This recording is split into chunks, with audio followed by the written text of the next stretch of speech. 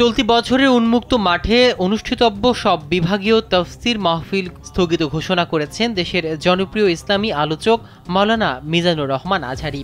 শনিবার সামাজিক যোগাযোগ মাধ্যম ফেসবুক পেজে দেয়া এক দীর্ঘ পোস্টে এই সিদ্ধান্তের কথা জানান তিনি। ফেসবুক পোস্টে আজহারী লিখেন, উন্মুক্ত মাঠে অনুষ্ঠিতব্য আমার এ বছরের বিভাগীয় সকল তাফসির মাহফিল স্থগিত ঘোষণা করা হলো।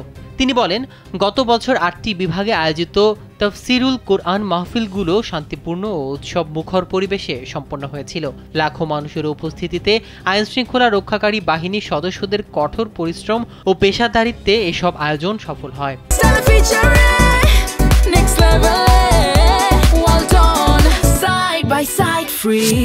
তবে এবার প্রেক্ষাপট একটু ভিন্ন।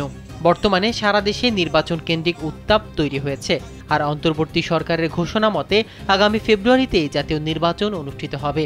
এই সময় রাজনৈতিক দলগুলো সভা সমাবেশ ও প্রচারণা কর্মসূচি বাড়ছে, যা আইনশৃঙ্খলা বাহিনীর উপর বাড়তি চাপ সৃষ্টি করছে বলে উল্লেখ করেন তিনি। আজহারীর ভাষায়, নির্বাচনের ঠিক আগ মুহূর্তে আমাকে ঘিরে এ ধরনের বড় তাফসির আয়োজন যুক্তিযুক্ত হবে না। তাই সার্বিক পরিস্থিতি বিবেচনায় আমি এ বছরের বিভাগীয় তাফসির মাহফিলগুলো স্থগিত রাখার সিদ্ধান্ত নিয়েছি। তিনি আরও জানান, নির্বাচন পরবর্তী স্থিতিশীল পরিস্থিতিতে পুনরায় তাফসিরুল কোরআনের ঐতিহাসিক মাহফিলগুলো শুরু করা হবে ইনশাআল্লাহ।